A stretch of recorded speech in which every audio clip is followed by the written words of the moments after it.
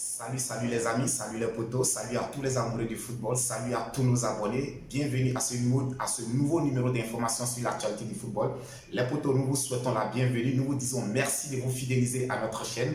Viking Débrief Connaisseur Connaît, comme vous le savez, c'est la chaîne de tous les amoureux du football. Poto, aujourd'hui, au sommaire du jour, nous allons parler de l'arrivée de Romelu Lukaku du côté de l'Inter de Milan.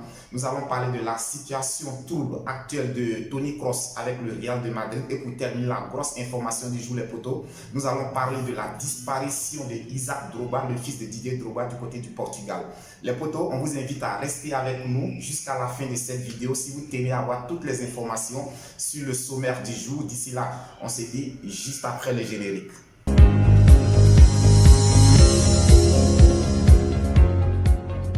Alors les potos, en début de semaine déjà, je vous parlais du probable arrivée de Romelu Lukaku du côté de l'Inter de Milan. Désormais, c'est chose faite. Sachez que Romelu Lukaku est arrivé à l'Inter de Milan sous prêt pour un an, sans option d'achat. Donc, après plusieurs discussions avec le club de Chelsea, les dirigeants de Chelsea ont décidé de prêter Romelu Lukaku du côté de l'Inter de Milan pour une année sans option d'achat. Alors, le joueur s'est confié comme ça à un journal déclarant qu'il est très heureux de retrouver l'Inter de Milan, club avec lequel il a gagné un titre de champion d'Italie et aussi il a disputé une finale de l'Europa League. Donc Romelu Lukaku espère tout simplement avoir assez de temps de jeu pour être vraiment opérationnel pour la prochaine Coupe du Monde qu'il compte disputer avec les Diables Rouges de la Belgique. Romelu Lukaku connaît très bien la maison, c'est sa maison, il a apporté beaucoup à cette équipe de l'Inter de Milan et il espère tout simplement que de cette saison, il sera encore d'un très grand apport pour le club italien. Ensuite, les potos, nous allons parler de la situation de Toni Kroos avec le Real de Madrid. Mais sachez tout simplement qu'à un an de la fin de son contrat avec le club madrilène, les dirigeants du Real de Madrid ont proposé à Toni Kroos de prolonger son contrat. Mais seul problème, c'est que l'Allemand a demandé à ses dirigeants de patienter, de lui accorder un peu de temps de réflexion. L'Allemand veut réfléchir sur son avenir au Real de Madrid parce qu'il n'est plus trop sûr de pouvoir répondre aux attentes du Real de Madrid. Les potos, on se souvient tous la saison dernière. Toni Kroos a été sorti à plusieurs reprises par Carlo Ancelotti, même lors des grandes rencontres, il a été sorti. Et aussi avec l'arrivée de l'international milieu de terrain Tchouaméni, l'international, le champion du monde 2014 avec l'Allemagne, se pose encore des questions de savoir est-ce qu'il aura du temps de jeu. Donc je pense que toutes ces questions aujourd'hui ont amené Toni Kroos à demander aux dirigeants de madrilènes de patienter, de lui accorder un petit temps de réflexion. On espère tout simplement qu'il prendra la bonne décision parce que c'est un joueur que nous adorons voir, surtout avec le Real de Madrid. Ensuite, les potos, nous allons parler de Moussa Sissoko, l'international milieu de terrain de Watford, à un an de contrat, à 33 ans. Sachez que Moussa Sissoko a décidé de s'engager du côté de la France, plus précisément avec l'équipe de Nantes FC.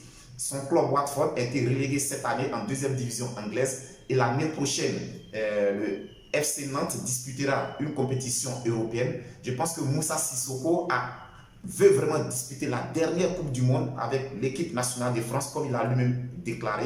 Il souhaite disputer cette dernière Coupe du Monde. Donc pour ce fait, il souhaite être vraiment opérationnel.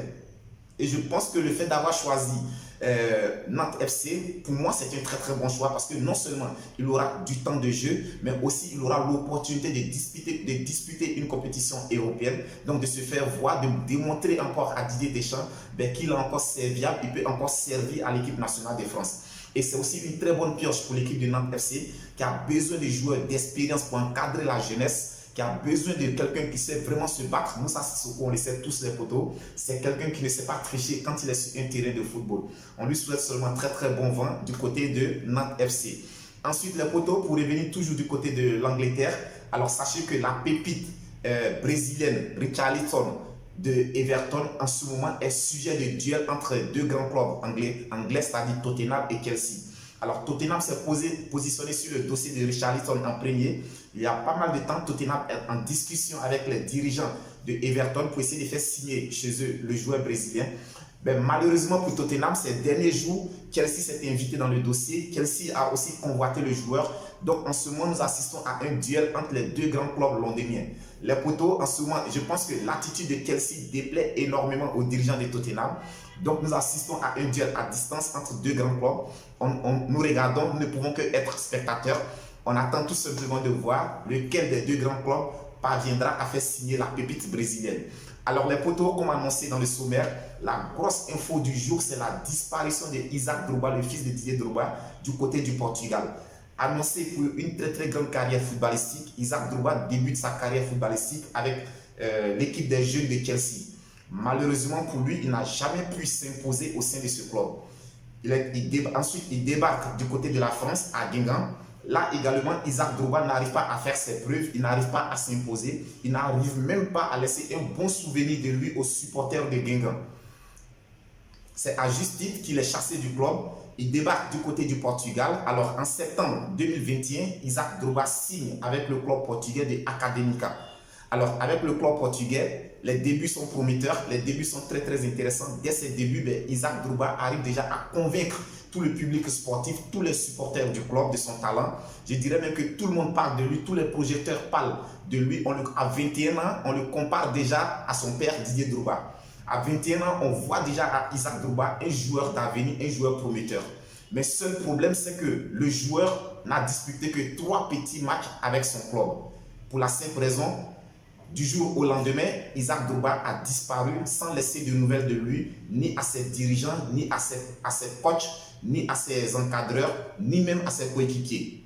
Alors sur ce fait, il y a le coach, l'entraîneur des U23 du club qui s'est confié à un journal de la place. Les potos, voici ce que le coach aurait dit, je cite, « Il est venu me voir un de ces soirs, il m'a fait savoir qu'il devait se rendre en France pour des examens scolaires.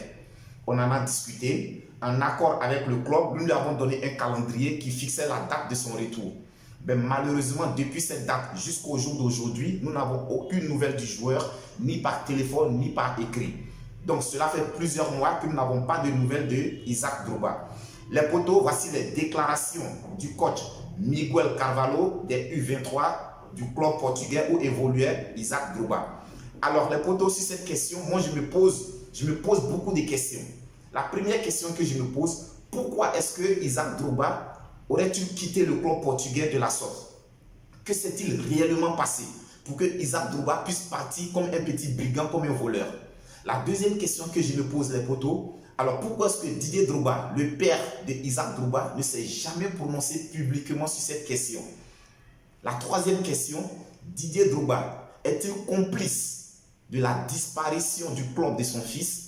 Les potos, voici autant de questions qui sont restées jusqu'à présent sans réponse. Mais vous le savez tous, les King Débrief connaisseurs nous sommes toujours au cœur des événements, nous sommes au cœur des nouvelles. Nous allons continuer à mener nos investigations jusqu'à ce que nous puissions découvrir les véritables raisons qui ont poussé Isaac Drogba à se comporter de la sorte. Pour si tu as aimé la vidéo, que tu n'es pas encore abonné, abonnez-vous, partagez, likez, commentez. King Débrief connaisseur c'est la chaîne de tous les amoureux du football.